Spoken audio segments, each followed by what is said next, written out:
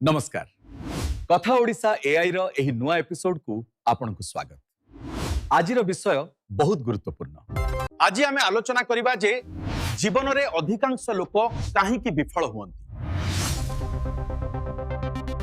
एवं सबुठारु बड़ कथा होची आपण किपरि एही विफलतारु वर्ती सफल होई परिबे। आसंतु प्रथम कारण विषय रे जानिबा। अनेक लोकंकर कौनसी स्पष्ट लक्ष्य न थाए। जदि आपण को जना नहीं आपण केउठी की जिबे तेबे आपण केबे भी सेठारे पहुंची परिबे नहीं। बिना लक्ष्य रे परिश्रम करिबा समुद्र रे दिगहीन डंगा चलाइबा सहित समान अटे। तेणु आज ही निज पई एक स्पष्ट एवं वास्तविक लक्ष्य निर्धारण करंतु। द्वितीय मुख्य कारण होची भय। लोके नुआ किछि आरंभ करिबाकू डरंती। समस्ते निजर कंफर्ट जोन बा सुरक्षित घेर भितरे रहिबाकू पसंद करंती।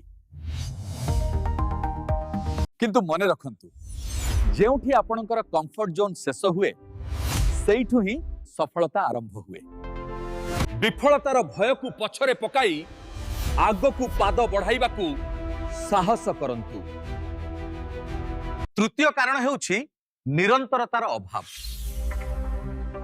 आमे बहुत जल्दी हार मानि जाऊ। 2-4 दिन काम करिबा परे फलाफल न मिलिले लोके काम छाड़ी दियंती। सफलता गोटिए राति रे मिले नाही। एथिपाई क्रमागत परिश्रम दरकार।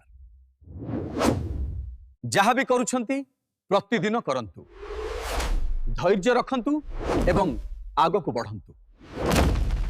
तेबे एही सबु समस्या रु मुकुलिबार उपाय कौन आसंतु जानिबा। प्रथमे निजर लक्ष्य को गोटे कागज रे लिखंतु। यह आपन को दिग देव। बड़ लक्ष्य को छोट छोट भाग रे विभक्त करंतु एवं प्रतिदिन सेथिपाई काम करंतु। द्वितीय रे विफलता को भय करंतु नहीं। एहाकू एक शिक्षा भाव रे ग्रहण करंतु। प्रत्येक भूल आपन को नुआ किछि सिखाए।